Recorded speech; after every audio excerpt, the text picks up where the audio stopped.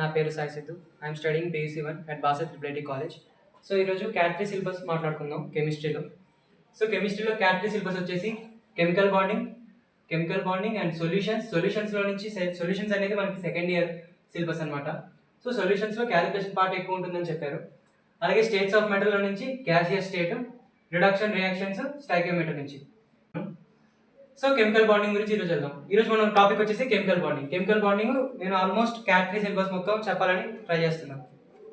So chemical బాండింగ్లో నేను ఎంత వీలైతే అంత ఇంపార్టెంట్ టాపిక్స్ చెప్పేస్తాను ఈరోజు.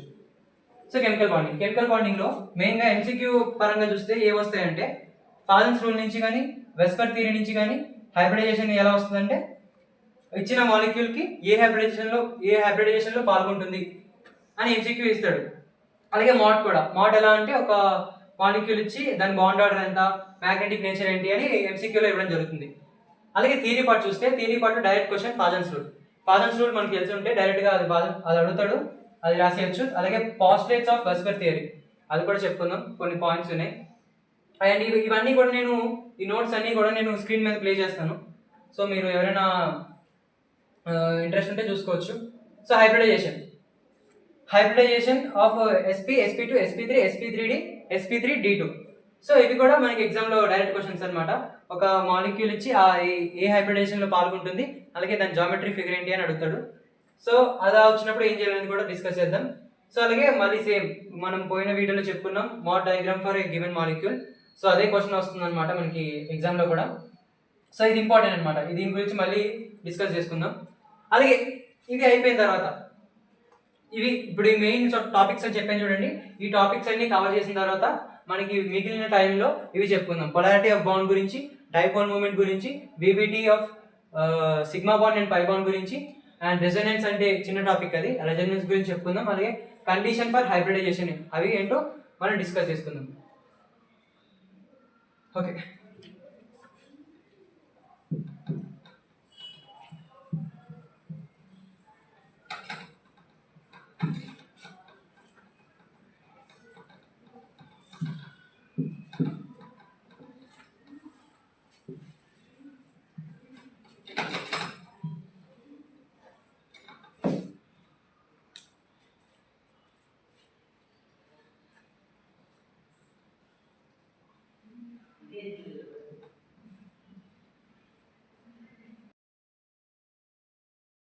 సో ఫాజన్స్ రూల్ గురించి ఈరోజు ఇప్పుడు డిస్కస్ చేసుకుందాం.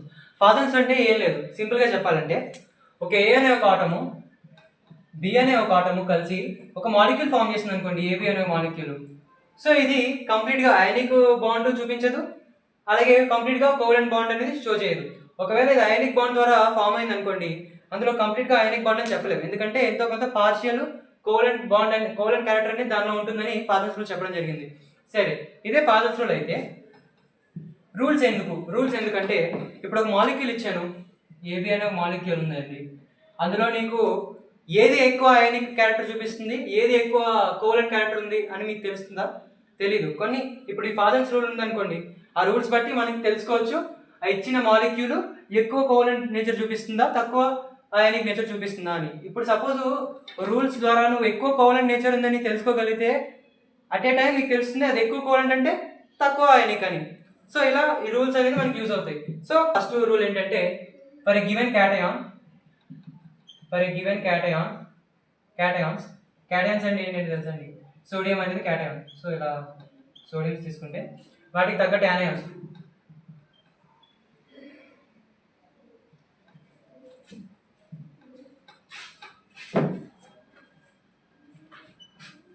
సో క్యాటయాన్స్ అంటే ఏంటి తెలుసు మనకి, S బ్లాక్ లో ఉండే ఎలిమెంట్స్ అన్ని క్యాటయాన్స్. సో క్యాటయాన్స్ అంటే ప్లస్ సింబల్ క్యారీ చేస్తాయని మనకి ఈజీగా గుర్తుపెట్టుకోవచ్చు. ఎలా అంటే క్యాటయాన్స్ అంటున్నాం, T ఇలా రాస్తున్నాం, అవునా? T ఇలా రాస్తున్నాం అంటే ప్లస్ సింబల్స్ అని అర్థం. యానయాన్స్ అంటున్నాం, యానయాన్స్ అన్నప్పుడు ఇలా రాస్తున్నాం, ఇలా అంటే నెగిటివ్ సింబల్స్ క్యారీ చేస్తుందని ఈజీగా మీరు గుర్తుపెట్టుకోవచ్చు. సో క్యాటయాన్స్ అనేవి S బ్లాక్ లో ఉంటుంది, అవునా? S బ్లాక్ లో ఉంటాయి. యానయాన్స్ అనేవి P బ్లాక్ లో ఉంటాయి, S బ్లాక్, P బ్లాక్. ఇవేం చేస్తాయి, స్టేబుల్ ఎలక్ట్రానిక్ కాన్ఫిగరేషన్ కోసం అనేసి ఎలక్ట్రానిక్ లూజ్ అవుతాయి. అవి ఏం చేస్తాయి, స్టేబుల్ ఎలక్ట్రానిక్ కాన్ఫిగరేషన్ కోసం అనేసి ఎలక్ట్రానిక్ గెయిన్ అవ్వడం జరుగుతుంది. అందుకే దీనికి ప్లస్ సింబల్ వచ్చింది. నెగిటివిటీని వదిలేస్తుంది అంటే దానికి అర్థం ఏంటి, పాజిటివిటీ దానిలో నిండిపోతుంది, అందుకే దీనికి ప్లస్ సింబల్. అదేం చేస్తుంది, ఉన్న బయట ఎలక్ట్రాన్ని తీసుకుంటుంది. అంటే నెగిటివిటీని తీసుకుంటుంది అంటే దానికి అర్థం ఏంటి, అది కూడా నెగిటివిటీతో నిండిపోతుంది. అందుకే దీనికి నెగిటివ్, దీనికి పాజిటివ్ అనేది ఉంటుంది. సో ఇప్పుడు మళ్ళీ రూల్స్కి వస్తే, so for given cations, if anion size is increases, covalent character increases అంట. ఏం చెప్తున్నాడు రూల్స్ లో, for given cations anion size increase ఉంటే కోవలెంట్ క్యారెక్టర్ ఇంక్రీజ్ అంట. ఇప్పుడు నీకు ఇలా ఇచ్చాను మాలిక్యూల్స్ అండి, ఇందులో మీకు సోడియం అనేది క్యాటయాన్, anions అవి ఏంటి, fluorine, chlorine, bromine, iodine cations. ఇది ఏ గ్రూప్ కి సంబంధించింది, ఫస్ట్ గ్రూప్ కి సంబంధించింది, ఇది సెవెంత్ గ్రూప్ కి సంబంధించింది. సో అలాంగ్ మనకు తెలుసు, along the group atomic size అనేది ఇంక్రీజ్ అవుతూ ఉంటుంది. సో ఇక్కడ చూసుకోండి, ఈ మాలిక్యూల్ కి ఐడిన్ కి ఎక్కువ సైజ్ ఉంటుంది కదా. సో ఏమంటున్నాడు, యానియాన్ సైజ్ ఎక్కువ ఉంటే కోవలెంట్ నేచర్ ఎక్కువ ఉంటుందంట. సో మనకు తెలుస్తుంది ఇక్కడ మోర్ కోవలెంట్ ఉంటుంది. మరి ఇక్కడ కోవలెంట్స్ కావా, ఇవి కోవలెంట్సే, కాకపోతే కంపేర్ టు దిస్ దీనికి ఎక్కువ మోర్ కోవలెంట్ ఉంటుంది. ఇవి కూడా కోవలెంటే కదా. సో దీనికి లీస్ట్ కోవలెంట్ ఉండడం జరుగుతుంది. లీస్ట్ కోవలెంట్ అవునా. సో ఇందాక చెప్పాను మీకు, ఒక క్యారెక్టర్ తెలిసింది అనుకోండి, ఎంత క్యారెక్టర్, ఇప్పుడు మోర్ కోవలెంట్ అంటున్నాం అంటే అర్థం ఏంటి, less ionic. More covalent less ionic character. ఇక్కడ లీస్ట్ కోవలెంట్ అంటున్నాం అంటే మోర్ అయానిక్. ఇలా మీరు తెలుసుకోవచ్చు. సరే, ఇది ఫస్ట్ రూల్ చెప్తుంది. సెకండ్ రూల్ ఏం చెప్తుందంటే, for given anions, if cation size is decreases, size of cations అయినా cation size decreases, covalent nature increases అంట.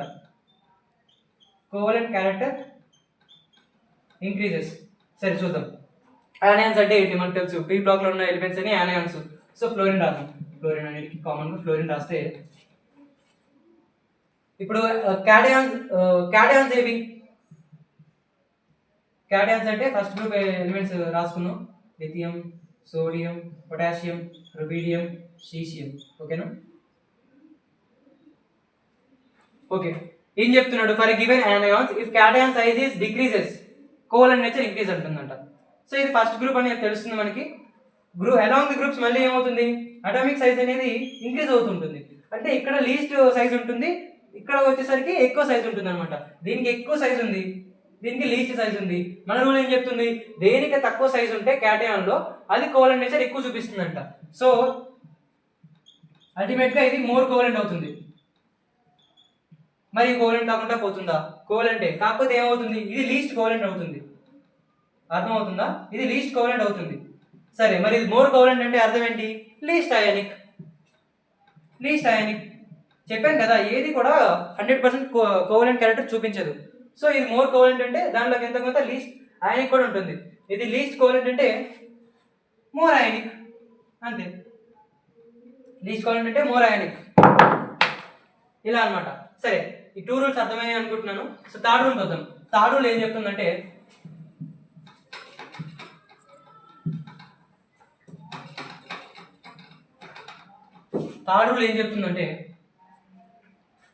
if charge is increases for a given cations or anions, for given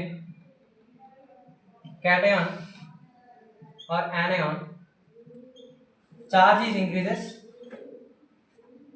charge is high, covalent character increases అన్నమాట. Charge తక్కువ ఉంటే covalent character తక్కువ ఉంటుంది, అంతే. ఇప్పుడు NaCl తీసుకోండి, ఎగ్జాంపుల్కి NaCl, AlCl3 తీసుకుంటే, కంపేర్ టు దిస్ దీనికి ఎక్కువ చార్జ్ ఎక్కువ ఉంది కదా. సో ఇది మోర్ కోవలెంట్ నేచర్ని చూపిస్తుంది అనమాట. మరి ఇది కోవలెంట్ నేచర్ చూపించదా, చూపిస్తుంది. కోవలెంట్ నేచర్ ఇది కూడా చూపిస్తుంది, కాకపోతే లీస్ట్ కోవలెంట్ నేచర్ చూపిస్తుంది.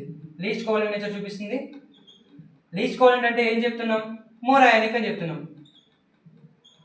అంతే కదా. ఇప్పుడు మనం ఇన్ జనరల్ గా చూసుకున్నా సరే, సోడియం, క్లోరిన్. సోడియం అనేది ఏ గ్రూప్ అండి, S బ్లాక్ లో ఉంటుంది. క్లోరిన్ అనేది P బ్లాక్ లో ఉంటుంది. సో ఇది ఒక ఎలక్ట్రాన్ ని లూజ్ అవుతుంది, ఇది ఒక ఎలక్ట్రాన్ ని గెయిన్ అవుతుంది. ఇక్కడ మనకు తెలుస్తుంది అయానిక్ బాండ్ అనేది ఫామ్ అవుతుంది. సో అందుకే రాసాం, మోర్ అయానిక్ బాండ్ ఫామ్ అవుతుంది, కాకపోతే లీస్ట్ కోవలెంట్ నేచర్ అనేది కూడా దానిలో ఉండడం జరుగుతుంది. సో ఇది థర్డ్ రూల్ చెప్తుంది. For given cation or anion if charge is high then its covalent nature is increases. High charge ఉన్న మాలిక్యూల్ కి కోవలెంట్ నేచర్ ఎక్కువ ఉంటుందంట. సో ఇదే థర్డ్ రూల్ అర్థమైందని అనుకుంటున్నాను. ఫోర్త్ రూల్ ఏం చెప్తుందంటే cations with pseudo electronic configuration possess covalent character అంట. ఎగ్జాంపుల్ CuCl NaCl తీసుకుంటే దీనికి ఎక్కువ మోర్ కోవలెంట్ నేచర్ చూపిస్తుందంట. More covalent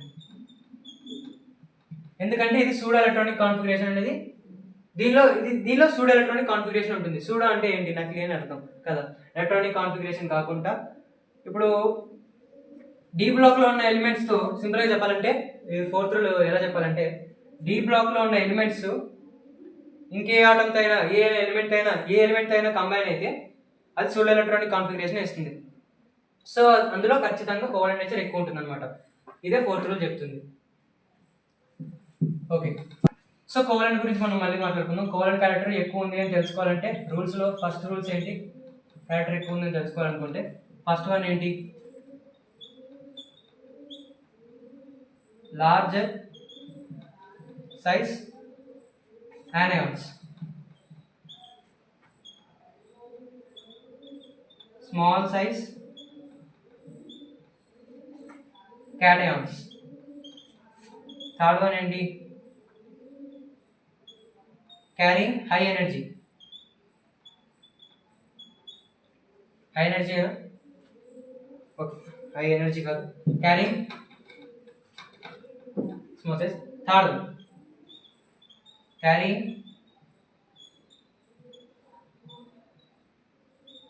high charge. Okay, fourth one pseudo electronic configuration. ఇలాగే అయాన్స్ కూడా ఉంటుంది.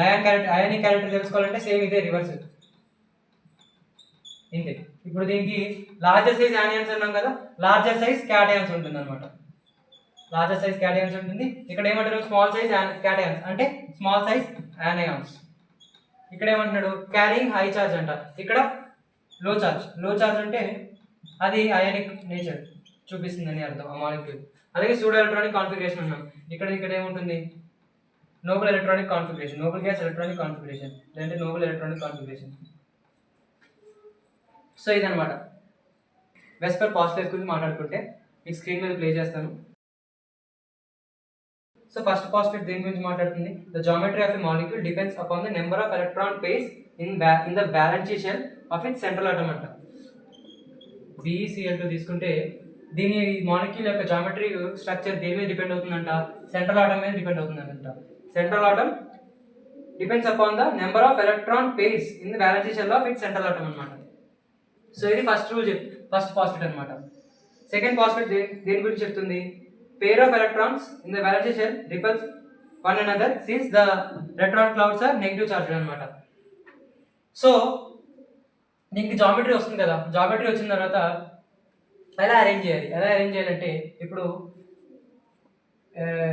ఎలక్ట్రాన్స్ అనేవి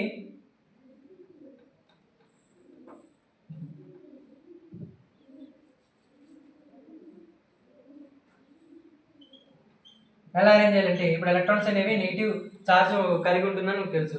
సో నెగిటివ్ ఎప్పుడైనా దగ్గరికి వచ్చినప్పుడు రిబల్ అవుతుంది కదా. సో అదే చెప్తున్నాడు. సెకండ్ ఏంటంటే pair of electrons in the valence shell repel each other అంట. ఎలక్ట్రాన్స్ ఉంటే ఎలక్ట్రాన్స్ నెగిటివ్ క్లౌడ్ ఉంటుంది కదా దానికి. సో పెయిర్ ఆఫ్ ఎలక్ట్రాన్స్ అనేవి రెండింటి మధ్య రిపల్షన్ జరుగుతుంది అని చెప్తున్నాడు. Repulsion due to negative charge, carrying negative charge the paired electrons కి నెగిటివ్ చార్జ్ ఉంటుంది. దానివల్ల దాని మధ్య రిపల్షన్ జరుగుతుందని సెకండ్ పాస్టేట్ చెప్తున్నాడు. సో థర్డ్ పాస్టేట్ వచ్చేస్తే the electron pairs try to stay as far away as possible so that the repulsive forces between the electron pairs are minimum అన్నమాట. So ఇచ్చిన మాలిక్యూల్ కి స్ట్రక్చర్ గీయాలనుకుంటే BeCl2 అని ఉంది. దాని స్ట్రక్చర్ ఏమొస్తుంది? ఇలా వస్తుందా? ఇక్కడ ఒక Cl వస్తుంది. సో ఇవి ఇలాగే ఎందుకు అరేంజ్ చేసామంటే థర్డ్ పాస్టేట్ చెప్తుంది మాక్సిమం సపరేషన్ ఉండాలంట. ఇప్పుడు నేను చెప్పాను కదా ఎలక్ట్రాన్స్ అనేవి రిపల్షన్ అవుతున్నాయి. సో దానికి మాక్సిమం సపరేషన్ తీసుకెళ్ళాలి. ఎంత వీలైతే అంత దూరం పెట్టాలి వాటిని. ఎంత వీలైతే అంత దూరం పెడితే దాని మధ్య మినిమం రిపల్షన్ అనేది ఉంటుంది. సో అదే థర్డ్ రూల్ థర్డ్ పాస్టేట్ చెప్తుంది. ఫోర్త్ వన్ ఏం చెప్తుందంటే central atom is surrounded by both bonded pairs and loan pairs. So fourth one ఏం చెప్తుందంటే ఇప్పుడు సెంట్రల్ ఆటమ్ చుట్టూ ఒక ఏ అనే సెంట్రల్ ఆటమ్ చుట్టూ ఒక లోన్ పేరు ఒక బాండ్ పేరు ఉన్నాయనుకోండి. వీటిని ఎలా అరేంజ్ చేయాలి? సో ఒక ఆర్డర్ ఉంది, ఒక ఆర్డర్ ఫాలో అవుతాం. ఏంటంటే లోన్ పేరుకి మధ్య ఎక్కువ రిపల్షన్ ఉండడం జరుగుతుంది. లోన్ పేరు అంటే ఏంటి? బాండ్లో పార్టిసిపేట్ చేయని ఎలక్ట్రాన్స్. ఆ ఎలక్ట్రాన్స్ ఇప్పుడు ఇదొక లోన్ పేరు అనుకోండి, ఈ రెండింటి మధ్య రిపల్షన్ ఎక్కువ ఉంటుంది అనమాట, ఎక్కువ ఉంటుంది కంపేర్ టు బాండ్ పేరు లోన్ పేరు. దేంతో కంపేర్ చేస్తే లోన్ పేరు బాండ్ పేరు, ఇది ఒక బాండ్ పేరు అనుకోండి, ఇది ఒక లోన్ పేరు అనుకోండి, వీటి మధ్య రిపల్షన్ ఎక్కువ ఉండదు అనమాట. కానీ అలాగే మీరు లోన్ పేరు తీసుకుంటే రిపల్షన్ ఎక్కువ ఉంటుంది అనమాట. ఇక్కడికి రిపల్షన్ ఎక్కువ ఉంటుంది, కానీ బాండ్ పేరుకి లోన్ పేరుకి రిపల్షన్ తక్కువ ఉంటుందంట.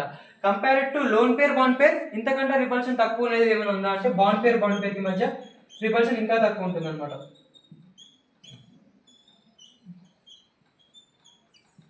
బాండ్ పేరుకి మధ్య ఇంకా రిపల్షన్ తక్కువ ఉంటుంది. ఇదొక బాండ్ పేరు అనుకుంటే వీటి మధ్య రిపల్షన్ ఇంకా తక్కువ ఉంటుంది అనమాట. ఎగ్జాంపుల్ ఇలా చెప్తున్నాను. సో ఎలా అరేంజ్ చేయాలి? ఇప్పుడు ఒక లోన్ పేరు వచ్చింది, ఒక బాండ్ పేరు వచ్చింది అంటే మినిమం రిపల్షన్ ఉంటుంది వీటి మధ్య. అంటే కంపేర్ టు మిడిల్ వన్ చూసుకొని మోడరేట్ రిపల్షన్ అనమాట. బాండ్ పేరుకి లీస్ట్ రిపల్షన్ ఉంటుంది. ఇప్పుడు ఒకవేళ ఇక్కడ బాండ్ పేరు ఉంది అనుకోండి, లోన్ పేరు కాకుండా బాండ్ పేరు ఉంటే దీని మధ్య లీస్ట్ రిపల్షన్ ఉండడం జరుగుతుంది. అలాగే కాకుండా లోన్ పేరు అంటే ఏమనుకున్నాం? లోన్ పేరు అంటే లోన్ పేరు మధ్య ఎక్కువ రిపల్షన్ అనేది ఉంటుంది. సో ఇది ఫోర్త్ చెప్తుంది. ఫోర్త్ వన్లో ఈ ఆర్డర్ గుర్తు పెట్టుకుంటే చాలు. ఫిఫ్త్ ఏం చెప్తుందంటే the central atom is surrounded by only bonded electron pairs of similar atom. The repulsive interactions are similar and molecule geometry is regular. సింపుల్గా ఫిఫ్త్ వన్ ఏం చెప్తుందంటే ఏ అనే ఆటమ్ చుట్టూ, సెంట్రల్ ఆటమ్ చుట్టూ సేమ్ టైప్ ఆఫ్ ఆటమ్స్ అనుకోండి, same type of atoms దాని సరౌండెడ్లో same type of atoms ఉంటే దానికి ఒక రెగ్యులర్ జామెట్రిక్ షేప్ అనేది వస్తుంది. ఇప్పుడు బి సిమిలర్ ఆటమ్స్ అనుకోండి, సేమ్ ఆటమ్స్, సో దానికి ఒక రెగ్యులర్ జామెట్రీ ఫిగర్ వస్తుంది. ఏంటంటే లీనియర్ వస్తుంది. అలా ఎగ్జాంపుల్ తీసుకుంటే బి అనేది ఇక్కడ ఉంది, ఇక్కడ బి ఉందండి సెంట్రల్ ఆటమ్ చుట్టూ. సో దీనికి ఒక రెగ్యులర్ జామెట్రిక్ షేప్ అనేది వచ్చింది. ఇది ఫిఫ్త్ పాస్టేట్ చెప్తుంది. సిక్స్త్ పాస్టేట్ ఏం చెప్తుందంటే ఇప్పుడు అలా కాకుండా ఒక సెంట్రల్ ఆటమ్ చుట్టూ వేరే సెంట్రల్ ఆటమ్ చుట్టూ డిఫరెంట్ ఆటమ్స్ ఉన్నాయనుకోండి, ఇది బి, ఇది ఒక సి. ఇలా ఉన్నప్పుడు దీనికి జామెట్రిక్ షేప్ అనేది రెగ్యులర్గా ఉండదు. అది ఎలా వేరే జామెట్రిక్ షేప్ అనేది దానికి రావడం జరుగుతుంది. సంథింగ్ వేరేలాగా రావచ్చు, ఎలాగైనా రావచ్చు, అది మనకు తెలీదు. సో ఇది సిక్స్త్ పాస్టేట్ చెప్తుంది. ఇవే పాస్టేట్స్, అది మీరు డైరెక్ట్గా రాయొచ్చు చదివి ఎగ్జామ్లో. నెక్స్ట్ ఇంపార్టెంట్ టాపిక్ గురించి మనం మాట్లాడుకుందాం, hybridization. Right, hybridization of SP. First hybridization అంటే ఏంటి? Hybridisation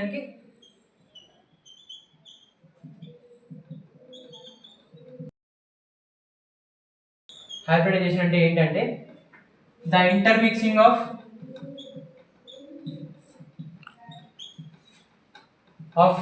two unpaired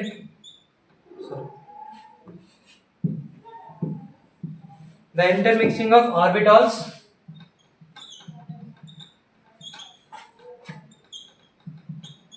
containing same energy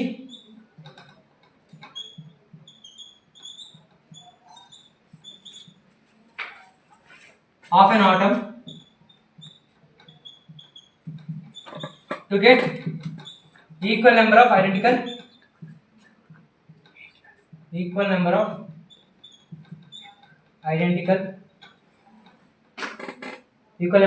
orbitals is called hybridization.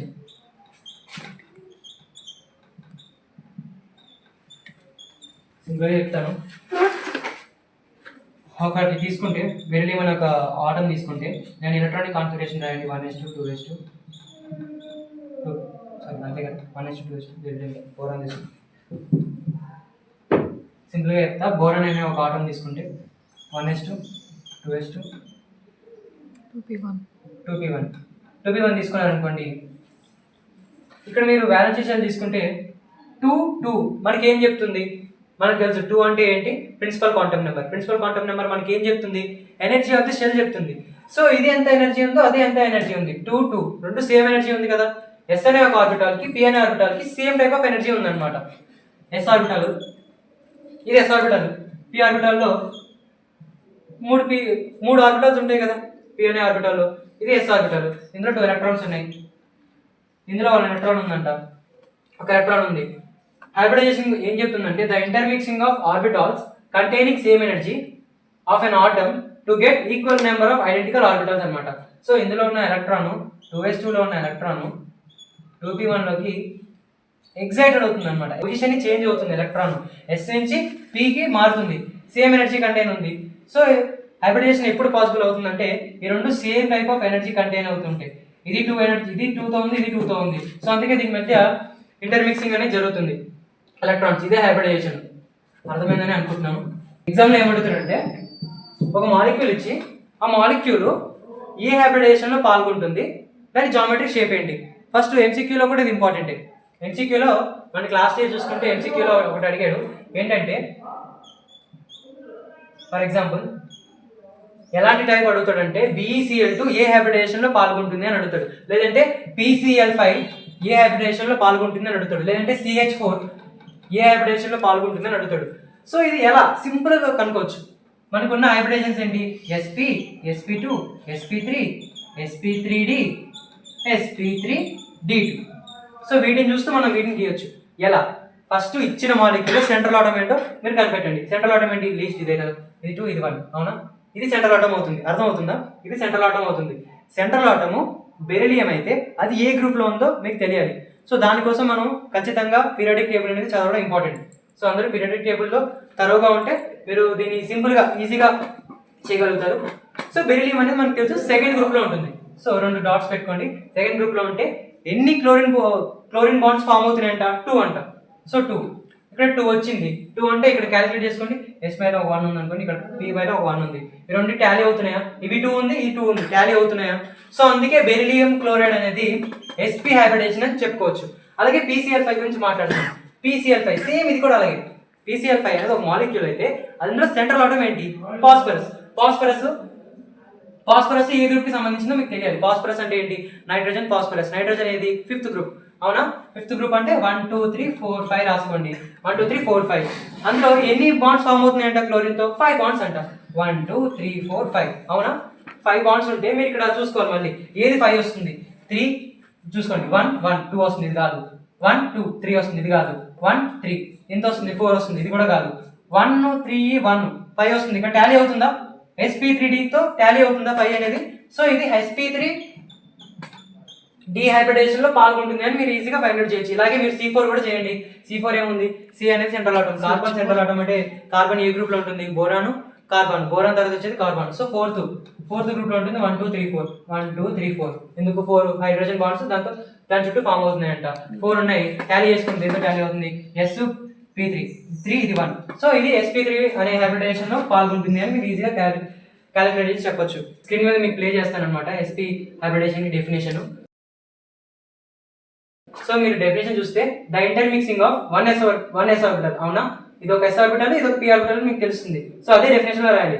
The intermixing of hybridisation అంటే ఏం చెప్పుకున్నాం, ఇంటర్మిక్సింగ్ ఆఫ్ ఆర్బిటల్స్ అని చెప్పుకున్నాం కదా. సో అందుకే రాస్తాం the intermixing of 1 s orbital and 1 p orbital possessing same energy. Hybridisation జరగాలి అంటే మనం కండిషన్ చెప్పుకున్నాం ఏంటి, రెండు ఆర్బిటల్స్ కూడా సేమ్ ఎనర్జీ కలిగి ఉండాలన్నమాట. సో అదే రాస్తున్నాం, ఉన్నదే రాస్తున్నాం. The intermixing of 1 s orbital and 1 p orbital possessing same energy of an atom to get equal number of identical orbitals అనమాట. సో ఇలా డెఫినేషన్ రాసిన తర్వాత అన్నిటికీ ఇదే sp, ఒకవేళ sp2 ఉందనుకోండి, sp2 ఉంటే మీరు ఏం రాస్తారు, 2p ఆర్బిటల్స్. 1 కి బదులు ఇక్కడ 1 కి బదులు 2 అని రాస్తారు, 1 కి బదులు 2 రాస్తారు.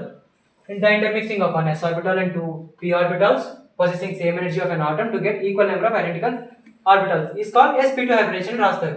సో ఇప్పుడు మనం sp గురించి మాట్లాడుతున్నాం. అలాగే ప్రతిదీ ఎలా వచ్చినా sp3 వచ్చినా sp3d వచ్చినా సరే అలాగే రాయాలన్నమాట డెఫినేషన్. సో డెఫినేషన్ అయిపోయింది. డెఫినేషన్ అయిపోయిన తర్వాత ఏం చెప్పాను, ఎగ్జాంపుల్ రాయాలి కదా. మరి దీనికి ఎగ్జాంపుల్ ఏంటి, ఎగ్జాంపుల్ గుర్తుపెట్టుకోండి. BeCl2 అనేది sp హైబ్రిడేషన్ కి ఎగ్జాంపుల్. సరే మీరు కావాలంటే దీన్ని టెస్ట్ చేయండి.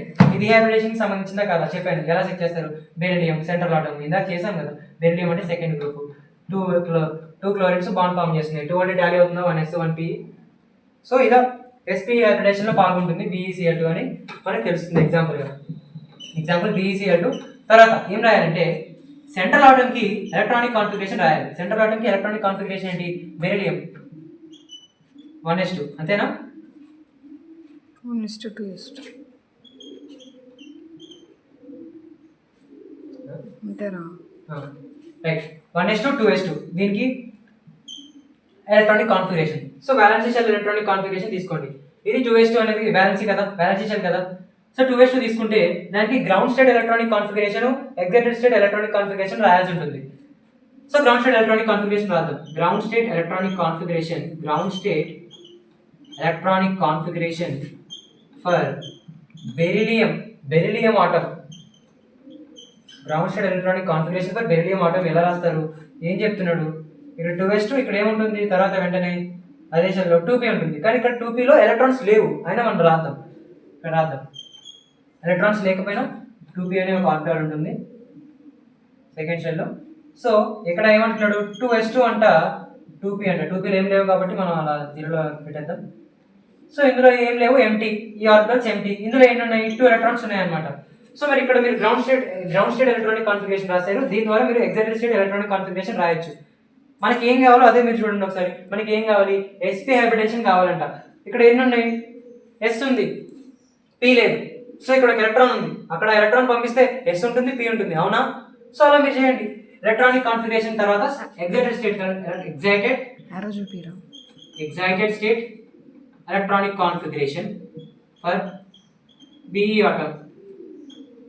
ఏం చేస్తారు? s ఆర్బిటాల్లో ఉన్న ఎలక్ట్రాన్ని p ఆర్బిటాల్లోకి షిఫ్ట్ చేస్తారు. దాని పొజిషన్ అనేది ఎగ్జైట్ అవుతుంది అనమాట. సో ఇలా ఎగ్జైట్ అవుతుంది అనమాట. సో ఇందులో ఒక ఎలక్ట్రాన్ ఉంటుంది, ఇందులో కూడా ఒక ఎలక్ట్రాన్ ఉండడం జరుగుతుంది. అప్పుడు ఇది 2s1, ఇక్కడ 2p1 లో ఒక ఎలక్ట్రాన్ ఏర్పడడం జరిగింది. సో దాన్ని ఆర్బిటాల్ గా కన్సిడర్ చేస్తాం. సో మనకి ఇక్కడ అర్థమవుతుంది కదా, ఒక s ఆర్బిటాల్, ఒక p ఆర్బిటాల్. ఇలా సెకండ్ స్టెప్ రాయాలి. డెఫినేషన్ రాస్తాం, ఎగ్జాంపుల్లో సెంట్రల్ ఆటమ్ కి ఎలక్ట్రానిక్ కాన్ఫిగరేషన్ రాస్తాం. ఎలక్ట్రానిక్ కాన్ఫిగరేషన్ లో వ్యాలెన్స్ షెల్ యొక్క గ్రౌండ్ స్టేట్ ఎలక్ట్రానిక్ కాన్ఫిగరేషన్ రాస్తాం. తర్వాత దాన్ని ఎగ్జైటెడ్ స్టేట్ చేయాలా వద్దా అని మీరు పైన చూసుకోవాలి. మీకు ఏం రిక్వైర్ ఏంటి? s ఆర్బిటాల్, p ఆర్బిటాల్ ఉందా? లేదు. అందుకోసం మనం ఎగ్జైటెడ్ స్టేట్ ఎలక్ట్రానిక్ కాన్ఫిగరేషన్ చేస్తాం అనమాట బెరిలియం ఆటమ్ కి. సో చేసిన తర్వాత 1s orbital, 1p orbital. Okay, సరిపోయింది. నెక్స్ట్ ఏంటి? నెక్స్ట్ స్టెప్ ఏం రాయాలంటే ఆర్బిటాల్స్ హైబ్రిడైజేషన్. అంతే కదా. ఇప్పుడు మనకి 2 ఆర్బిటాల్స్ వచ్చేసాయి, s orbital, p orbital. s orbital ఎలా ఉంటుంది? స్పెరికల్ గా ఉంటుంది, అవునా? s ఆర్బిటాల్ స్పెరికల్ గా ఉంటుంది. ప్లస్ p ఆర్బిటాల్ ఎలా ఉంటుంది? డంబుల్. 1pa కదా, 1s అందుకే 1s ఆర్బిటాల్, 1p ఆర్బిటాల్. ఈ రెండు ఇంటర్మిక్స్ చేయాలన్నమాట. ఆర్బిటాల్స్ హైబ్రిడైజేషన్ అనేది థర్డ్ స్టెప్ అన్నమాట.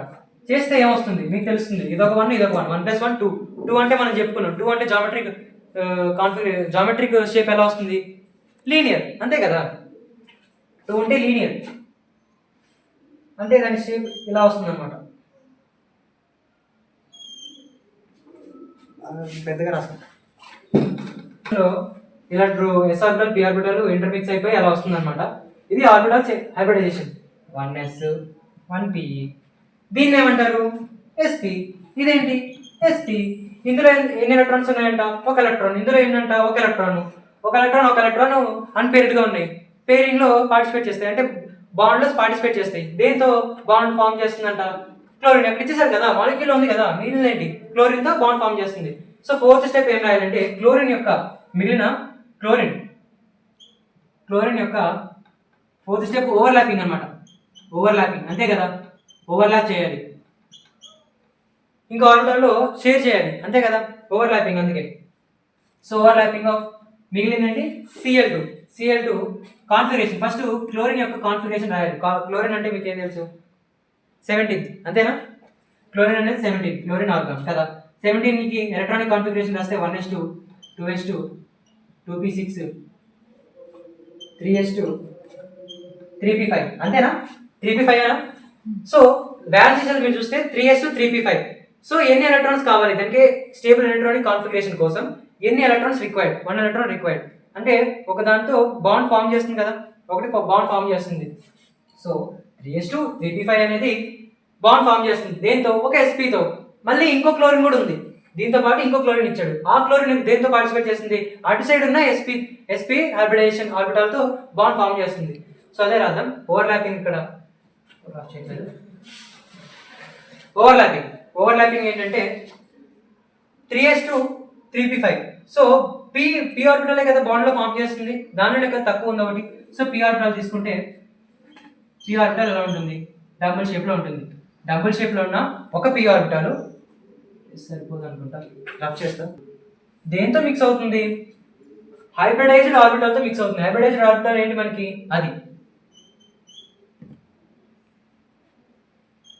రాసాం, అది ప్లస్ ఒక క్లోరిన్ రాసేసాం, ఇంకో క్లోరిన్ కూడా ఉంది కదా అటువైపు ఫామ్ అవుతుంది. ఏంటి, p ఆర్బిటాల్. ఇది కూడా డబుల్ షేప్, అవునా. ఇవన్నీ కూడా ఓవర్లాపింగ్ లో పార్టిసిపేట్ చేస్తాయి అనమాట. ఎలా పార్టిసిపేట్ చేస్తాయి, సో మీకు తెలుసు ఎలా రావాలి, జామెట్రిక్ షేప్ అనేది ఎలా రావాలి, లీనియర్ లో రావాలి, అవునా. లీనియర్ గా వచ్చేటట్టు మీరు ఓవర్లాపింగ్ చేయండి. అంటే ఏమవుతుంది, ఇక్కడ ఒకటి ఇదొక ఎలక్ట్రాన్ ఉంది, ఇక్కడ ఒక ఎలక్ట్రాన్ ఉంది, ఈ రెండు ఓవర్లాప్ చేసేసేయండి. ఇక్కడ ఒక ఎలక్ట్రాన్ ఉంది, ఇక్కడ ఒక ఎలక్ట్రాన్ ఉంది, ఈ రెండు ఓవర్లాప్ చేసేయండి. రిజల్ట్ మనకి ఏమొస్తుందంటే అనమాట, ఇలా ఉంటుంది, ఓవర్లాప్ అవుతుంది అనమాట. దీంతో ఇంకొక p ఆర్బిటాల్ ఓవర్లాప్ అవుతుంది ఇక్కడ, అంతే కదా. ఇలా ఉంటుంది అనమాట దాని షేప్. ఇదేంటి, BeCl2.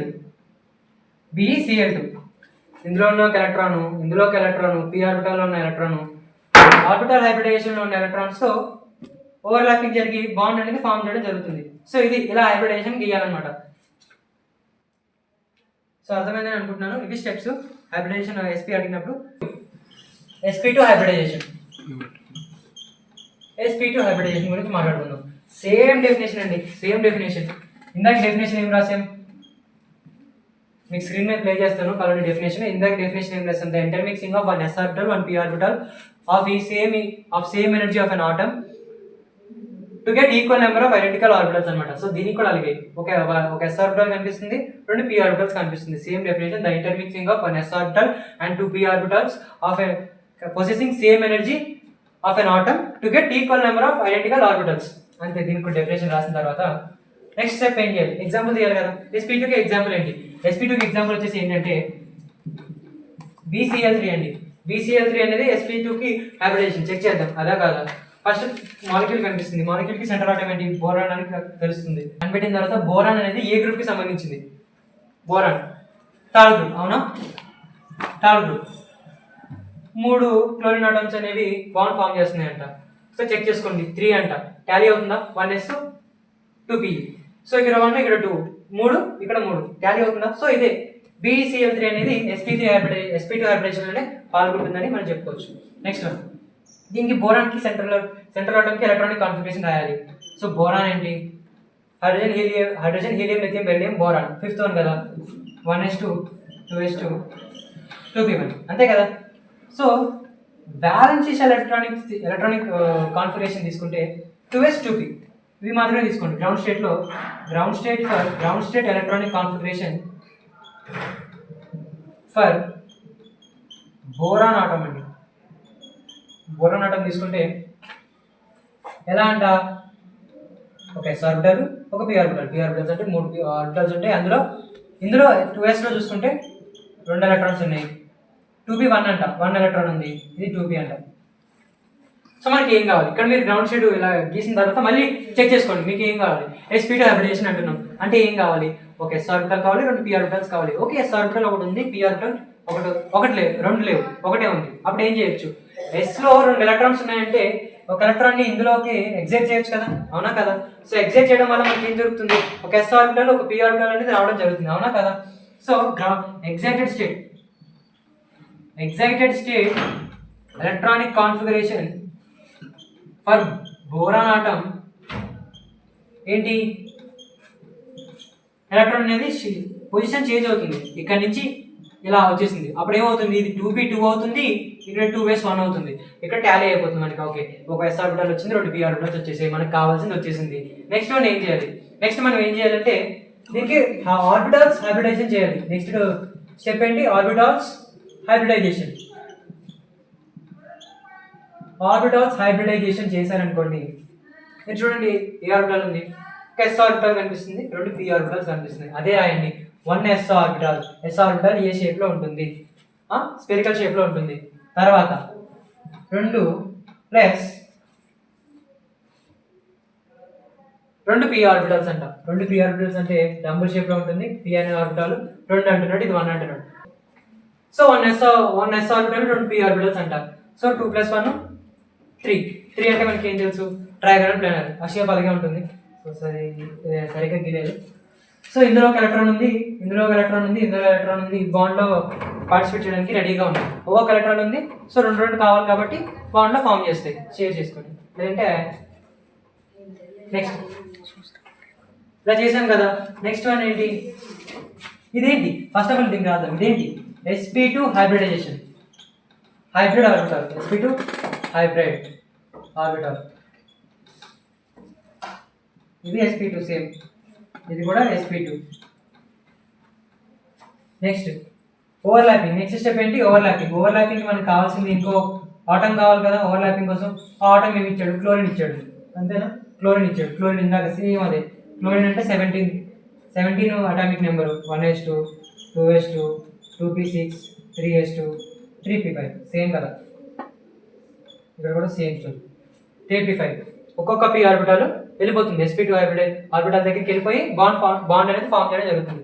అర్థమైందని అనుకుంటున్నాను. సో నెక్స్ట్ ఏం చేస్తాం? ఓవర్లాపింగ్ కదా. ఒక p orbital plus sp2 hybridisation అన్నీ సరిపోదు. మీకు అర్థమవుతుంది కదా. సో p ఆర్బిటాల్ ఎలా ఉంటుంది? దాని స్ట్రక్చర్ రాస్తున్నాను. p orbital structure dumbbell shape లో ఉంటుంది. సో ఇక్కడ మీరు చూసుకుంటే ట్రై చేస్తాం.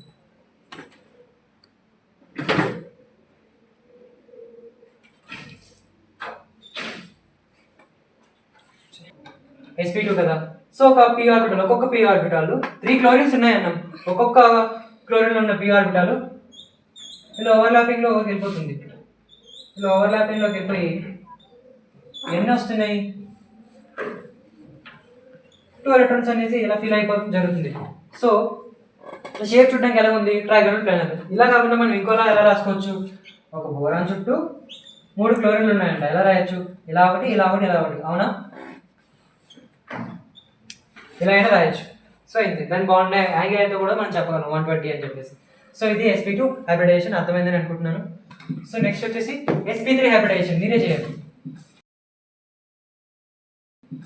sp3 హైబ్రిడైజేషన్ చెప్పాను కదా. సేమ్ డెఫినేషన్ ఏం రాస్తారు? The intermixing of 1 s orbital 3 p orbitals of possessing same energy of an atom to get equal number of identical orbitals అనమాట. సేమ్ డెఫినేషన్ రాసిన తర్వాత దీనికి ఎగ్జాంపుల్ ఏం రాస్తారంటే CH4 అనేది దీనికి ఎగ్జాంపుల్ అండి. సో CH4 కరెంట్ చెక్ చేసుకోండి. C అనే సెంట్రల్ ఆటమ్కి ఏ గ్రూప్కి సంబంధించింది? బోరాన్ కార్బన్ అంటే 4th గ్రూప్ సంబంధించింది. 4 బాండ్స్ అనేది హైడ్రోజన్ ఫామ్ చేస్తుంది. ఇక్కడ 4 ఉందా లేదా? 3 1 4 టాలీ అవుతుందా? 4 టాలీ అవుతుందా? సో CH4 అనేది ఎగ్జాంపుల్ రాసిన తర్వాత సెంట్రల్ ఆటమ్కి ఏం రాస్తారు?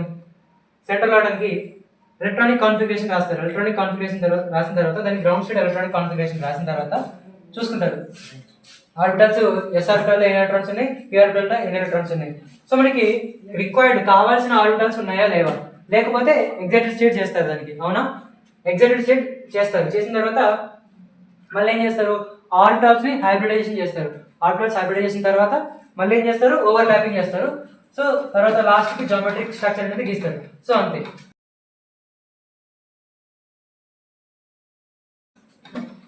Mode diagram for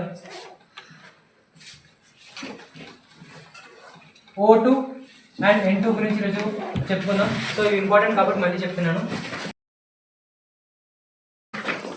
so MOT diagram లో మనకి ఏమడుగుతాడు అంటే బాండ్ ఆర్డర్ అడుగుతాడు, అలాగే మ్యాగ్నెటిక్ నేచర్ అడుగుతాడు. సో మోడ్ డయాగ్రామ్ గీయాలంటే ఫస్ట్ మనకి మాలిక్యూల్ ఏంటి? O2. ఫస్ట్ O2కి ఎలక్ట్రాన్, ఓకే ఆక్సిజన్ కదా, ఆక్సిజన్కి ఎలక్ట్రానిక్ కాన్ఫిగరేషన్ గీయాలి. ఆక్సిజన్ అంటే 8 అవునా? 1s2 2s2 2p4 అంతే కదా. సో ఇలా వేసిన తర్వాత డయాగ్రామ్ కోసం ఒక ఎనర్జీ బ్యారియర్ గీయండి. ఇది కంపల్సరీ ఇది గీయాల్సి ఉంటుంది, షో చేయాల్సి ఉంటుంది. దీని అర్థం ఏంటంటే ఎనర్జీ బ్యారియర్ అని అర్థం. సో మనం ఇక్కడి నుంచి వద్దాం, లాస్ట్ నుంచి వద్దాం. సో ప్లేస్ అయిపోవడం కోసం ఇటు నుంచి వద్దాం. ఇటు నుంచి వస్తే ఎన్ని అన్నాడు, ఒక ఆర్బిటాల్ అంట, ఒక p ఆర్బిటాల్ అంట. ఇదేంటి 2p4, ఇది 2p4 అంతేనా? ఇదొక ఆక్సిజన్ ఆటము, ఇదొక ఆక్సిజన్ ఆటము. సో ఈ రెండు కూడా ఈ 2 ఆర్బిటాల్స్ రిజల్టెంట్ గా మనకి ఎన్ని ఆర్బిటాల్స్ ఇవ్వాలి? సో కౌంట్ చేయండి, ఎన్ని ఆర్బిటాల్స్ ఉన్నాయి. ఇది 1 2 3, ఇది 1 2 3, టోటల్ 6 ఆర్బిటాల్స్ ఉన్నాయి. రిజల్టెంట్ గా మనకి మోడ్ డయాగ్రామ్ లో ఎన్ని ఆర్బిటాల్స్ ఇవ్వాలి? 6 ఆర్బిటాల్స్ ఇవ్వాలి.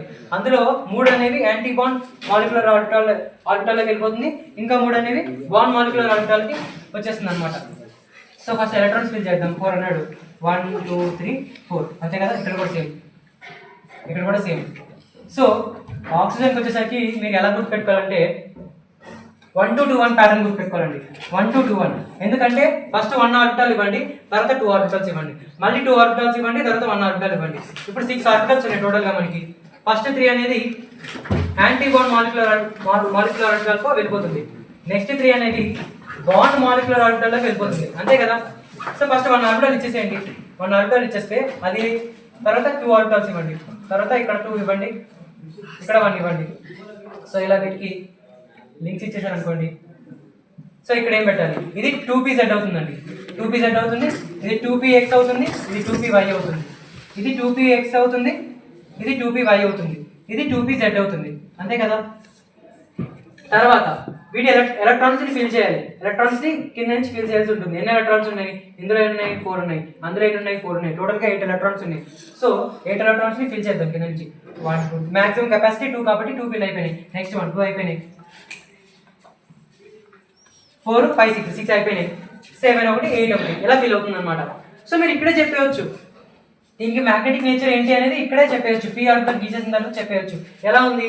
ఎలక్ట్రాన్స్ అనేవి అన్పేర్డ్ గా ఉన్నాయి. అన్పేర్డ్ ఎలక్ట్రాన్స్ అనేవి మనకు తెలుసు. అన్పేర్డ్ ఎలక్ట్రాన్స్ గా ఉన్నప్పుడు దాని మ్యాగ్నెటిక్ నేచర్ వచ్చేసి పారామాగ్నెటిక్ నేచర్ అవుతుంది, అంతేనా. పారామాగ్నెటిక్ నేచర్ ఇక్కడ మీరు ఇక్కడ చూసేస్తే మీరు మ్యాగ్నెటిక్ నేచర్ చెప్పేయచ్చు. నెక్స్ట్ దీనికి ఆర్బిటల్స్ ఇవ్వాలి కదా, మాలిక్యులర్ ఆర్బిటాల్కి ఆర్బిటల్ ఇవ్వాలి కదా. 2pzకి మీకు చెప్పాను, గుర్తుందా? px py pz. So px కి py కి పై ఆర్బిటాల్ని, pz కి సిగ్మా ఆర్బిటాల్ని ఇచ్చేస్తారు అనమాట. సో ఇక్కడ pz ఉంది, సో సిగ్మా ఆర్బిటాల్ ఇస్తారు. ఇక్కడ px ఉంది, సో పై ఆర్బిటాల్, ఇక్కడ ఒక పై ఆర్బిటాల్, ఇక్కడ ఒక పై ఆర్బిటాల్, ఇక్కడ కూడా సేమ్ పై ఆర్బిటాల్. కాకపోతే డిఫరెన్స్ ఏంటి అంటే స్టార్ వస్తుంది అనమాట. స్టార్ ఎందుకంటే ఇది యాంటీ బాండ్ మాలిక్యులర్ ఆర్బిటాల్ కాబట్టి దీనికి ఎనర్జీ ఎక్కువ ఉంటుంది, సో స్టార్ వస్తుంది. సో ఇక్కడ కూడా అంతే, సిగ్మా వస్తుంది 2pz కాబట్టి దానికి స్టార్ ఉంటుంది. సో ఇలా మీరు రాయొచ్చు. నెక్స్ట్ 2sకి వెళ్తే 2sకి వస్తే ఒక s ఆర్బిటాల్, ఒక s orbital oxygen automatic. So 2s ఎన్ని ఎలక్ట్రాన్స్ ఉన్నాయి? 2s2 2 electrons. సో డయాగ్రామ్ ఇప్పుడు రెండు కలిసి రిజల్టెంట్ గా 2 ఆర్బిటాల్స్ ఇవ్వాలి, అంతే కదా. అందులో రెండులో ఒకటేమో యాంటీ బాండ్ మాలిక్యులర్ ఆర్బిటాల్ అంటే ఇక్కడ పైకి వస్తుంది, ఇంకోటి సెకండ్ బాండ్ మాలిక్యులర్ ఆర్బిటాల్ కిందకి వస్తుంది. ఒకటి పైకి వెళ్తుంది, ఇంకోటి కిందకి వెళ్తుంది. వాటికి మీరు లింక్స్ ఇచ్చేసేయండి. లింక్స్ ఇచ్చేసిన తర్వాత ఎలక్ట్రాన్స్ ఫిల్ చేయండి. నెక్స్ట్ ఎన్ని ఎలక్ట్రాన్స్ ఉన్నాయి? 4 ఎలక్ట్రాన్స్ ఉన్నాయి టోటల్ గా, అంటే మొత్తం ఫిల్ అయిపోతాయి కదా. ఇందులో 2 ఫిల్ అయిపోతాయి, ఇందులో 2 ఫిల్ అయిపోతాయి. అయిపోయిన తర్వాత దీన్ని ఏంటి 2s2, ఇది కూడా 2s2నే. సరే s దీనికి ఆర్బిటాల్ ఇవ్వాలి కదా, ఒక ఆర్బిటాల్ ఇవ్వాలి కదా, మాలిక్యులర్ ఆర్బిటాల్ ఇవ్వాలి కదా. s కి ఏమి ఇస్తారంటే సిగ్మా ఆర్బిటాల్ ఇచ్చేసేయండి. s కి సిగ్మా ఇక్కడ ఇస్తారు, ఇక్కడ సిగ్మా ఇస్తారు, s ఉంది. తర్వాత చేంజ్ ఏంటి ఇక్కడ అంటే ఇది యాంటీ బాండ్ మాలిక్యులర్ ఆర్బిటాల్ కాబట్టి ఎనర్జీ ఎక్కువ ఉంటుంది, సో స్టార్ పెడతారు, సిగ్మా స్టార్, అంతే. సో ప్లేస్ సరిపోలేదు.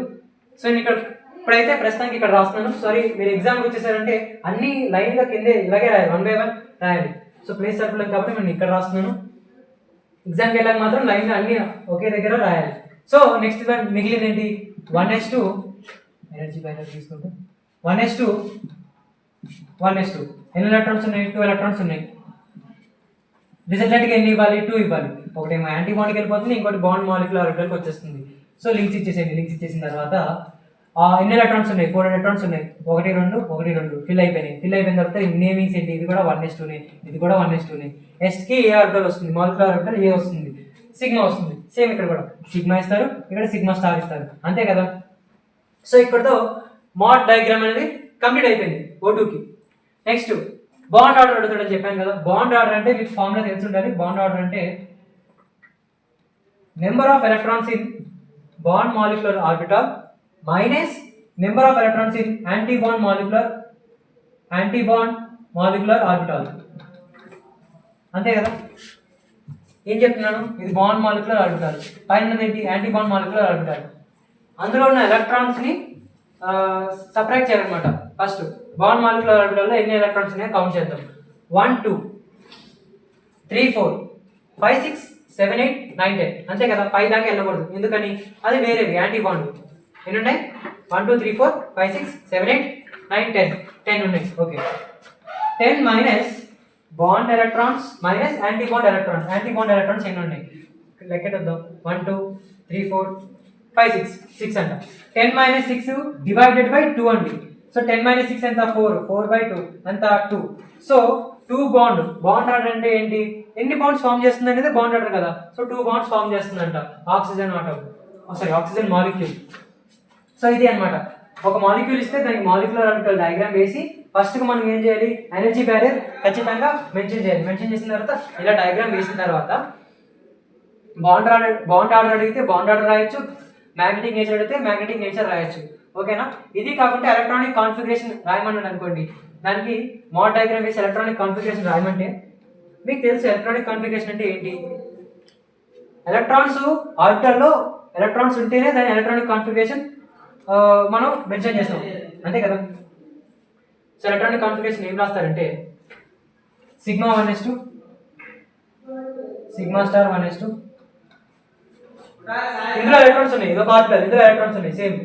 సిగ్మా 2s2 తర్వాత సిగ్మా స్టార్ 2s2 తర్వాత ఇందులో కూడా ఎలక్ట్రాన్స్ ఉన్నాయి. సో అందుకే ఎలక్ట్రానిక్ కాన్ఫిగరేషన్ రాసాం, మెన్షన్ చేసాం అందులో. ఇది ఏంటి, ఇందులో కూడా ఎలక్ట్రాన్స్ ఉన్నాయి. So 2pz, so sigma 2pz తర్వాత ఏంటి పై 2px ఈజ్ ఈక్వల్ టు పెడతాం, ఎందుకంటే ఇది సేమ్ టైప్ ఆఫ్ ఎనర్జీ కదా. ఈ ఆర్బిటాలు సేమ్ ఎనర్జీ పొజిషన్ ఉన్నాయి. సో అందుకే ఈక్వల్ టు పెట్టిన తర్వాత ఇక్కడ కింద రాస్తున్నాం is equal to pi 2p/, 2 రాయలేదు, 2px 2p/. And next one ఏం రాస్తారు, ఇందులో కూడా ఎలక్ట్రాన్స్ ఫిల్ అయ్యాయి కదా. సో ఇందులో ఇది కూడా కన్సిడర్ చేయాలి ఎలక్ట్రానిక్ కాన్ఫిగరేషన్ లో, ఇది కూడా కన్సిడర్ చేస్తాం. Sigma star 2px and sigma is equal to sigma star 2p/, అంతే. ఇక్కడ దాకా రాస్తాం. ఇది రాయకూడదు, సిగ్మా స్టార్ 2pz అనేది రాయకూడదు, ఎందుకు అందులో ఎలక్ట్రాన్స్ లేవు కాబట్టి అది ఎలక్ట్రానిక్ కాన్ఫిగరేషన్ లో రాయాల్సిన అవసరం లేదు. సో ఇది ఎలక్ట్రానిక్ కాన్ఫిగరేషన్. ఎనర్జీ ఆర్డర్ అంటే ఏంటో కూడా మీకు ప్రీవియస్ క్లాస్ లో చెప్పాను. ఎనర్జీ ఆర్డర్ ఎలా రాయాలి, కింద నుంచి పై వరకు రాసుకుంటూ పోవడం. సో ఇది కూడా మెన్షన్ చేయాల్సి ఉంటుంది. ఎనర్జీ ఆర్డర్ రాయమంటే ఇది కూడా మెన్షన్ చేయాల్సి ఉంటుంది. లెస్ దెన్ రాస్తారు. ఎలా రాస్తారు energy order? Sigma 1s2 less than sigma star 1s2 less than sigma 2s2 less than sigma star 2s2 less than sigma 2pz less than pi 2px less than 2p/, pi 2p/, less than pi star 2px is equal to pi star 2p/, less than sigma star 2pz. ఇలా energy order అనేది మీరు రాయొచ్చు. So ఇది మీకు మళ్ళీ చెప్తున్నాను, important కాబట్టి అర్థమైందని అనుకుంటున్నాను. ఇలాగే మీరు N2కి కూడా చేయాలి. కాకపోతే మీరు ఫాలో అవ్వాల్సిన N2కి స్టెప్ ఏం ఫాలో అవ్వాలంటే ఇక్కడ మనం చెప్పాము O2కి అయితే 1 2 2 1 గుర్తుపెట్టుకున్నాను. అలాగే దీనికైతే 1 2 1 2 గుర్తుపెట్టుకోవాలి. N2కి మాలిక్యులర్ ఆర్బిటల్ డయాగ్రామ్ రాస్తున్నప్పుడు 1 2 1 2గా చేయాలి. అంటే ఇక్కడ మనం ఇందాక రాసాం కదా, 1 ఆర్బిటాల్ ఇవ్వాలి, 1 ఒక ఆర్బిటాల్, తర్వాత 2 ఆర్బిటాల్, తర్వాత మళ్ళీ 2 ఆర్బిటాల్, తర్వాత 1 ఆర్బిటాల్. అలా కాకుండా N2 రాసినప్పుడు 1 ఆర్బిటాల్ 2 ఆర్బిటాల్, మళ్ళీ 1 ఆర్బిటాల్, మళ్ళీ 2 ఆర్బిటాల్. అంటే ఏమవుతుంది, షిఫ్ట్ అవుతుంది అనమాట. ఇది పైకి వెళ్తుంది, ఇది కిందకు వస్తుంది, అంతే. ఇలా మీరు N2 కూడా చేయొచ్చు. సో N2 ఒకసారి ట్రై చేయండి. సో నెక్స్ట్ మిగిలిన టాపిక్స్ గురించి మాట్లాడుకుందాం. Polarity of bond.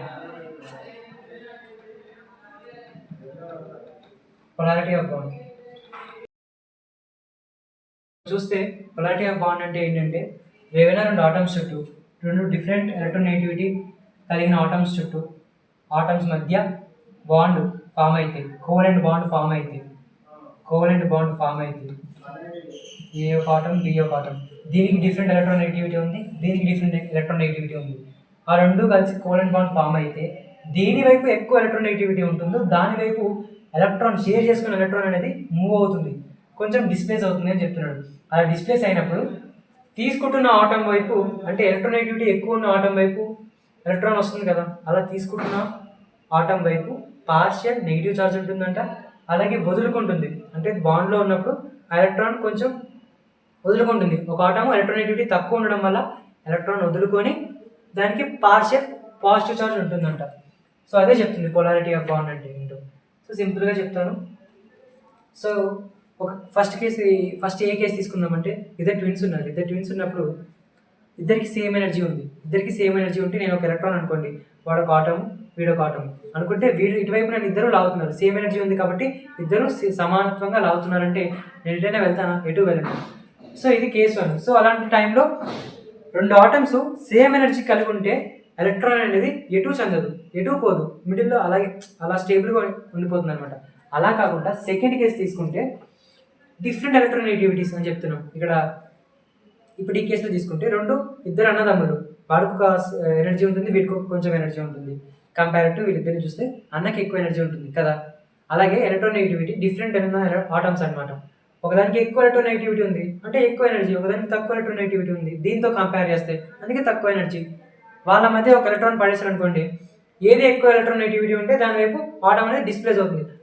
ఒక అన్న ఇటు లాగాడు, తమ్ముడు ఇటు లాగాడు, అన్నకి ఎక్కువ ఎనర్జీ ఉంటుంది. సో వాడి వైపు నేను కొంచెం కదలడం జరుగుతుంది. సో అదే అనమాట. సరే, ఎలక్ట్రోనెగటివిటీ అంటే ఏంటో తెలియాలి. ఎలక్ట్రోనెగటివిటీ అంటే ఏంటంటే the tendency of atom attracts outer most shell electron towards itself. అర్థమైందా? ఏంటంటే ఒక ఆటము అవుటర్ మోస్ట్ షెల్ ఉన్న ఎలక్ట్రాన్ని తన వైపు లాక్కుంటుంది, అంతే కదా, దాన్నే ఎలక్ట్రోనెగటివిటీ అంటాం. అలా లాక్కున్నప్పుడు ఆ ఆటంకి నెగిటివ్ సింబల్ అనేది వస్తుంది. నెగిటివ్ అంటే యానియాన్గా ఫామ్ అవుతుంది. యానియాన్ అనేది నెగిటివే కదా. సో ఒక ఆటము, ఏ అనే ఆటము అవుటర్ మోస్ట్ షెల్ ఉన్న ఎలక్ట్రాన్ని దాని వైపు లాక్కొని అది నెగిటివ్ సింబల్ తెచ్చుకుంటుంది. ఎందుకు తెచ్చుకుంటుంది అంటే ఎలక్ట్రాన్ సింపుల్గా గుర్తుపెట్టుకోండి, ఎలక్ట్రాన్ అనేది నెగిటివ్ సింబల్ క్యారీ చేస్తుంది. అంటే నెగిటివిటీని మనలో నింపుకుంటున్నామంటే మనలో నెగిటివిటీ ఉంటుంది, అందుకే నెగిటివ్ సింబల్. అలాగే ఇంకొక కేసులో ఆటమ్స్ అనేవి వదులుకుంటాయి. అవుటర్ మోస్ట్ షెల్లో ఉన్న ఎలక్ట్రాన్స్ అనేవి వదులుకుంటాయి, అంటే రిమూవ్ చేస్తున్నాయి అంటే సేమ్ గుర్తుపెట్టుకోండి, ఎలక్ట్రాన్స్ అనేవి నెగిటివిటీ, మనలో ఉన్న నెగిటివిటీని తీసేస్తున్నాము అంటే అర్థం పాజిటివిటీతో ఉన్నాం. పాజిటివిటీ అంటే ప్లస్ సింబల్, అందుకే దీనికి ప్లస్ సింబల్, దానికి నెగిటివ్ సింబల్. అలాగే ఈ కేసులో కూడా చూసుకుంటే హెచ్ఎఫ్ తీసుకోండి. హెచ్ఎఫ్లో దేనికి ఎక్కువ ఎలక్ట్రోనెగటివిటీ ఉంటే దాని వైపు ఎలక్ట్రాన్స్ అనేవి మూవ్ అవుతుందని చెప్పుకున్నాం. So fluorine, hydrogen along the period ఏమవుతుంది, along the period electronegativity increases. So ఫ్లోరిన్కి ఎక్కువ ఎలక్ట్రోనెగటివిటీ ఉంటుంది. అల్టిమేట్గా హైడ్రోజన్లోని ఎలక్ట్రాన్స్ ఫ్లోరిన్ వైపు మూవ్ అయినప్పుడు దీనికి ఇలా సింబల్ ఇండికేట్ చేస్తాం అనమాట. ఇక్కడ నుంచి ఎలక్ట్రాన్స్ ఇక్కడికి మూవ్ అవుతున్నాయి, ఏ ఆటం వైపు మూవ్ అవుతున్నాయి అనేది ఇండికేట్ చేసి ఇలా పెడతాం అన్నమాట. ఎందుకంటే దీనికి పార్షియల్ పాజిటివ్ ఛార్జ్ వస్తుంది. ఎందుకు పాజిటివ్ ఛార్జ్ వస్తుందో చెప్పుకున్నాం, ఎలక్ట్రాన్ని రిమూవ్ అవుతుంది, నెగిటివిటీని దాని నుంచి తీసేస్తుంది కొంచెం ఎంతో కొంత. సో అందుకే దానికి పాజిటివిటీ ఉంది. ఇదేం చేస్తుంది, ఉన్నది కాకుండా ఎలక్ట్రాన్ని లాక్కుంటుంది దానికున్న పవర్తో, నెగిటివిటీని తెచ్చుకుంటుంది, అంటే నెగిటివిటీతో నిండిపోతుంది కొంచెం, అందుకే దీనికి పార్షియల్ నెగిటివ్ ఛార్జ్ వస్తుంది. సో ఇలా ఇండికేట్ చేస్తాం, దీన్నే పొలారిటీ ఆఫ్ బాండ్ అని అంటారు. అర్థమైందని అనుకుంటున్నాను. ఒకసారి మళ్ళీ చదువుతాను చూడండి.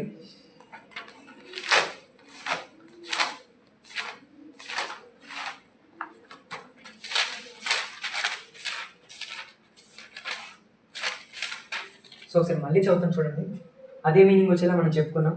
The covalent bond present in between two different electronegativity atoms,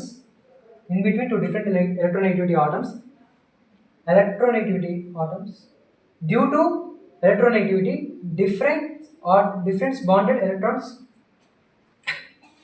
సరే మళ్ళీ ఇంకోసారి చెప్తాం. సో ఒకసారి చదువుదాం, అదే మీనింగ్ వచ్చేలా చెప్పుకున్నాం.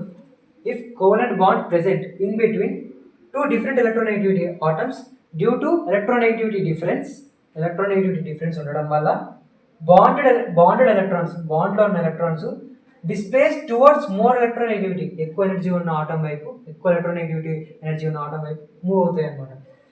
And it gets partial negative charge, అంతే కదా, నెగిటివిటీ తీసుకుంటుంది. సో పార్షియల్ నెగిటివ్ ఛార్జ్ ఉంటుంది. ఇదేం చేస్తుంది, నెగిటివిటీని వదులుకుంటుంది కొంచెం, అందుకోసం దానికి Another atom get partial positive charge. Hence, we call bond get polarized. Such bond is called polar covalent bond. So ఇదే మీనింగ్ వచ్చి చెప్పుకున్నాం. సో దీనికి ఇది ఎగ్జాంపుల్ తీసుకున్నాం. నెక్స్ట్ వన్ డైపోల్ మూమెంట్ గురించి మాట్లాడుతున్నాం. డైపోల్ మూమెంట్ గురించి చెప్పాలంటే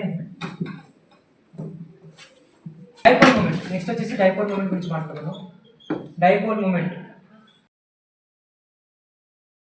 సరే డైపోల్ మూమెంట్కి దేంతో రిప్రజెంట్ చేస్తామంటే న్యూ అనే సింబల్తో రిప్రజెంట్ చేస్తాం. డైపోల్ మూమెంట్కి ఫార్ములా వచ్చేసి Q into D new. So Q అంటే ఏంటి, D అంటే ఏంటి? Q అంటే ద మ్యాగ్నిట్యూడ్ ఆఫ్ చార్జ్ అంటే the product of magnitude of charge and the distance between the centres of the two charges. Negative charge positive charge వస్తుంది కదా, వాటి distance into the magnitude of charge అంటే product చేస్తే అది dipole moment అనమాట. So ఇక్కడ మనం రెండు గుర్తుపెట్టుకోవాలి. డైపోల్ మూమెంట్ యూనిట్స్ ఏంటంటే డైపోల్ మూమెంట్కి డివైస్, డైపోల్ మూమెంట్కి units debyes. Next one dipole moment ఎప్పుడు జీరో అవుతుంది ఎప్పుడు జీరో కాదనేది మనం తెలుసుకోవడం ఇంపార్టెంట్. ఎప్పుడు జీరో అవుతుందంటే మనం ఇందాక కేసు చెప్పుకున్నాం. ఫస్ట్ కేసులో ఇద్దరు ట్విన్స్ ఉంటారు కదా, అటు ఇటు వాడికి వీడికి సేమ్ ఎనర్జీ ఉంది. సో ఆటమ్స్కి సేమ్ ఎలక్ట్రోనెగటివిటీ ఉంది. సో ఎలక్ట్రాన్ అనేది ఎటైనా మూవ్ అవుతుందా, ఎటు మూవ్ కాదు, ఎటు మూవ్ కాదు, దాని నెట్ ఫోర్స్ జీరో ఉంటుంది. అలాంటి కేసులో డైపోల్ మూమెంట్ అనేది జీరో ఉంటుంది. సో అలాంటి ఒక కేసు తీసుకుంటే BeF2 తీసుకోండి. BeF2 లేదంటే BeCl2 తీసుకుంటే దాని స్ట్రక్చర్ ఎలా ఉంటుంది, ఇలా ఉంటుందా, ఇటు ఒకటి ఇటు ఒకటి. సో ఇప్పుడు కంపేర్ చేయండి ఎలక్ట్రోనెగటివిటీని ఎలా కంపేర్ చేస్తారు? Beryllium, boron, carbon, beryllium, boron, carbon, nitrogen, oxygen, fluorine ఇలా ఉన్నప్పుడు along the period electronegativity increase అవుతుంది. అదే కదా, along the period electronegativity increase అవుతుంది. సో ఫ్లోరిన్కి ఎక్కువ ఎలక్ట్రోనెగటివిటీ ఉంది కంపేర్ టు బెరిలియం. సో బెరిలియంలో ఉన్న ఎలక్ట్రాన్స్ ఫ్లోరిన్ వైపు డిస్ప్లేస్ అవుతాయి. సో ఇలా మెన్షన్ చేస్తాం అనమాట, ఇలా ప్రెజెంట్ చేస్తాం. చేసిన తర్వాత పార్షియల్ పాజిటివ్ చార్జ్ దీనికి ఉంటుంది. అలాగే ఇక్కడ ఫ్లోరిన్ ఉన్నట్టు ఇక్కడ కూడా ఫ్లోరిన్ ఉంది కదా, సో ఇది కూడా ఎలక్ట్రాన్స్ అనేది లాక్కుంటుంది దాని వైపు, దానికున్న ఎనర్జీతో. ఇక్కడ ఇలా మెన్షన్ ఇలా రిప్రజెంట్ చేస్తాం. ఇప్పుడు చూడండి రెండు కూడా సేమ్ ఎనర్జీతో ఉంది. ఎలక్ట్రాన్స్ అనేవి రెండు సేమ్ ఎనర్జీతో లాగుతున్నాయి. ఎటు అయినా పోతుందా, ఎటు పోదు. సో నెట్ ఫోర్స్ అనేది జీరో ఉంటుంది. ఇలాంటి కేసులో డైపోల్ మూమెంట్ జీరో వస్తుంది. దీని డైపోల్ మూమెంట్ ఎంత అంటే జీరో. సో ఇదొక కేసు. నెక్స్ట్ కేసు ఏం తీసుకుంటాం అంటే డైపోల్ మూమెంట్ మరి ఎప్పుడు జీరో కాదు, ఎప్పుడు జీరో కాదు అనే కేసు కూడా తీసుకుంటాం. ఎప్పుడు జీరో కాదు అంటే CH-Cl3 అనే మాలిక్యూల్ వద్ద డైపోల్ మూమెంట్ జీరో కాదంట. సో C అనేది సెంటర్ ఆటం తీసుకుంటే ఇలా ఉంటుంది. ఒక హైడ్రోజన్, క్లోరిన్ 3 క్లోరిన్స్తో బాండ్ ఫామ్ చేస్తుంది. Compare to carbon, chlorine has high electronegativity. అంతే కదా, ఫ్లోరిన్ తర్వాత క్లోరిన్ వస్తుంది 7th group. So along the period electronegativity increase అవుతుంది. సో కార్బన్లో ఉన్న ఎలక్ట్రాన్ క్లోరిన్ వైపు డిస్ప్లేస్ అవుతుంది. అంటే ఇలా రిప్రజెంట్ చేస్తాం. ఇక్కడ పార్షియల్ పాజిటివ్ చార్జ్ అనేది దీనికి వస్తుంది. సో అంతే కదా. మరి హైడ్రోజన్కి కార్బన్కి కంపేర్ చేయండి. Compare to hydrogen, carbon has high electronegativity. అంటే హైడ్రోజన్లో ఉన్న ఎలక్ట్రాన్స్ అనేవి కార్బన్ వైపు మూవ్ అవ్వడం జరుగుతుంది. సో ఇలా రిప్రజెంట్ చేస్తాం. సో ఇక్కడ చూసుకోండి, ప్రతిదీ ఎక్కడో ఒకటి వైపు మూవ్ అవుతూనే ఉంది, డిస్ప్లేస్ అవుతుంది అంటే నెట్ ఫోర్స్ జీరో కాదు. సో ఇలాంటి కేసులో డైపోల్ మూమెంట్ జీరో కాదు. మరి ఎంత ఉంటుంది అంటే డైపోల్ మూమెంట్ 1.55 డివైడ్స్. సో ఇది డైపోల్ మూమెంట్ యొక్క కాన్సెప్ట్. ఇది గుర్తుపెట్టుకుంటే సరిపోతుంది. డైపోల్ మూమెంట్లో ఇంపార్టెంట్ క్వశ్చన్ ఏంటంటే dipole moment of NH3 is greater than NF3. So ఇప్పటికే చాలా టాపిక్స్ చెప్పుకున్నాం, టైం కూడా అయింది. సో నెక్స్ట్ వచ్చే క్లాస్లో దాని గురించి డిస్కస్ చేయడానికి ట్రై చేస్తాను. ఓకే, ఏమైనా మిస్టేక్స్ చెప్పుకుంటే సారీ. సో నాకు తెలిసిందైతే చెప్పాను. Okay, thank you for watching.